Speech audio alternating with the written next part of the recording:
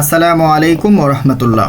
প্রিয় SSC 2025 batch, তোমরা একটা বিষয় খেয়াল করো। আগামীকাল তোমাদের ইংরেজি দ্বিতীয় পত্র পরীক্ষা। তোমরা ইংরেজি প্রথম পত্র পরীক্ষা ইতিমধ্যে শেষ করেছো। ইংরেজি দ্বিতীয় পত্র পরীক্ষায় তোমাদের শেষ সময়ের জন্য যে বিষয়গুলো অবশ্যই রিভাইজ করা প্রয়োজন, এই বিষয়গুলো নিয়ে একটু আলোচনা করব। একটু মনোযোগ সহকারে খেয়াল করো।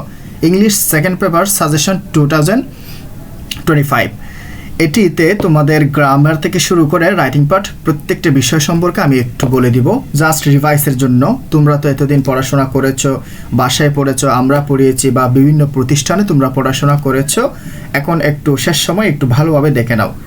গ্রামার 2023 সাল, 24 সাল এবং 20 সাল, এই বোর্ড প্রশ্নগুলো একটু ভালো মতো খেয়াল করে দেখবা।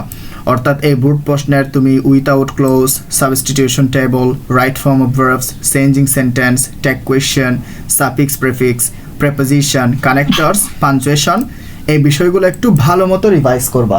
এই বিষয়গুলো যদি ভালো মতো রিভাইজ করে নাও, তবে তুমি পরীক্ষায় অবশ্যই অ্যান্সার করতে পারবা। যদি তোমার হুবহু কমন না আসেও, এখান থেকে রুলস বা নিয়ম 100% ইনশাল্লাহ কমন আসবে। তাহলে এগুলো থেকে রুলস বা নিয়ম তোমার কমন আসার সম্ভাবনা 100%। যেহেতু 100% তোমার কমন আসার সম্ভাবনা আছে, এই ক্ষেত্রে তোমার অবশ্যই একটা বিষয় মনে রাখতে হবে, সেটা হচ্ছে যে কোনোভাবেই, অর্থাৎ তুমি এই বিষয়গুলো, এই তিনটা বোর্ড অন্তত রিভাইজ শেষ করবা। আবার বলছি, একটা হচ্ছে 23 সাল, 24 সাল এবং 20 সাল। ওকে, দেন একটু অল্প রাইটিং পার্ট নিয়ে একটু কথা বলতে চাই। তোমাদের রাইটিং পার্টে একটি প্যারাগ্রাফ আসবে। তোমাদের ফার্স্ট পেপার পরীক্ষায় চট্টগ্রাম বোর্ডে প্যারাগ্রাফ এসেছিল ট্রি প্লান্টেশন। তো যেহেতু ট্রি প্লান্টেশন চট্টগ্রাম বোর্ডে এসেছে, এটি সেকেন্ড পেপারে আসার আর কোনো সম্ভাবনা নেই। তাহলে সেকেন্ড পেপারের একটু কোন প্যারাগ্রাফগুলো শেষ সময়ে তোমরা দেখবা, একটু দেখে নাও। স্কুল লাইব্রেরি, স্কুল ম্যাগাজিন, এই প্যারাগ্রাফগুলো ইম্পর্টেন্ট আছে, এগুলো তোমরা একটু দেখবা। সবচেয়ে প্রবলেম রিলেটেড প্যারাগ্রাফগুলো একটু বেশি গুরুত্বপূর্ণ ইংরেজি সেকেন্ড পেপার পরীক্ষার জন্য। Environment pollution, water pollution, deforestation অর্থাৎ বৃক্ষনিধন, লোডশেডিং, বিদ্যুৎ বিভ্রাট, climate change, traffic jam, price hike, corruption, road accident, এই প্যারাগ্রাফগুলো একটু মোস্ট ইম্পর্টেন্ট। এরপর আছে our national flag, book fair দেখবা, স্ট্রিট হকার দেখবা, টি স্টল দেখবা, স্টুডেন্ট মুভমেন্ট, ইন্টারিম গভর্নমেন্ট, এই প্যারাগ্রাফগুলো হচ্ছে তোমাদের রিসেন্ট টাইমের উপর, অর্থাৎ এগুলো হচ্ছে সাম্প্রতিক সময়ের প্যারাগ্রাফ। এগুলো একটু দেখে নিবা। এখান থেকে প্যারাগ্রাফ বা কম্পোজিশন আসতে পারে। তো তুমি যদি যে কোনো একটি ফরম্যাটে পড়ে নাও, প্যারাগ্রাফ বা কম্পোজিশন, তবে তুমি অ্যান্সার করতে পারবা নির্দ্বিধায়। এরপর রেইনি ডে, উইন্টার মর্নিং, এগুলো একটু দেখে নিবা। তোমার অর্থাৎ সেকেন্ড পেপারের জন্য এই প্যারাগ্রাফগুলো মোস্ট ইম্পর্টেন্ট। স্কুল ম্যাগাজিনটাও গুরুত্বপূর্ণ আছে, একটু তোমরা দেখে নিবা। অর্থাৎ যে প্যারাগ্রাফগুলো আমি এখানে ইম্পর্টেন্ট বলে দিয়েছি, এই কয়েকটা অবশ্যই তুমি শেষ সময়ে একটু রিভাইজ করে নিবা। আর যাদের প্যারাগ্রাফ মনে থাকে না বা প্যারাগ্রাফ লিখতে পারো না নিজের থেকে, তাদের জন্য আমি একটি ফরম্যাট দিয়ে দিয়েছিলাম, নেগেটিভ প্যারাগ্রাফের ফরম্যাট বা ব্যাড সাইডের উপর। এই প্যারাগ্রাফের ফরম্যাটটা একটু রিভাইজ করে নিবা ইনশাআল্লাহ।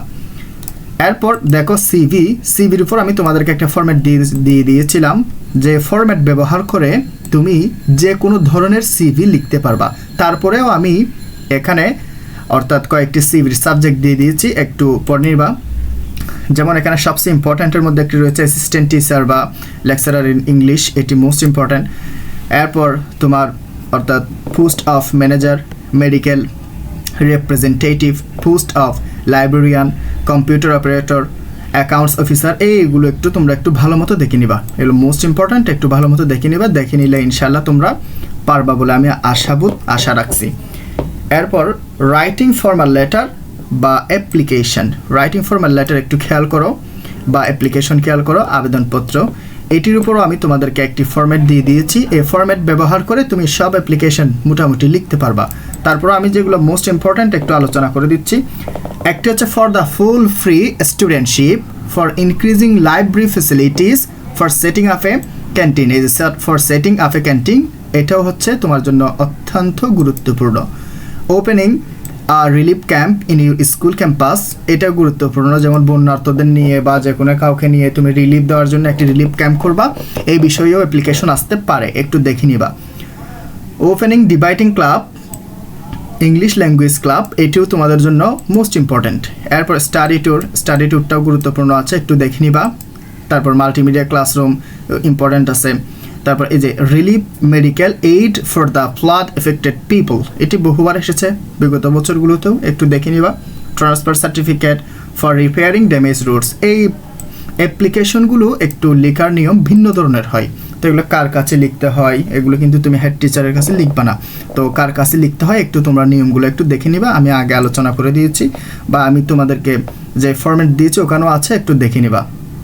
এরপর কম্পোজিশন রাইটিং, মোস্ট ইম্পর্ট্যান্ট।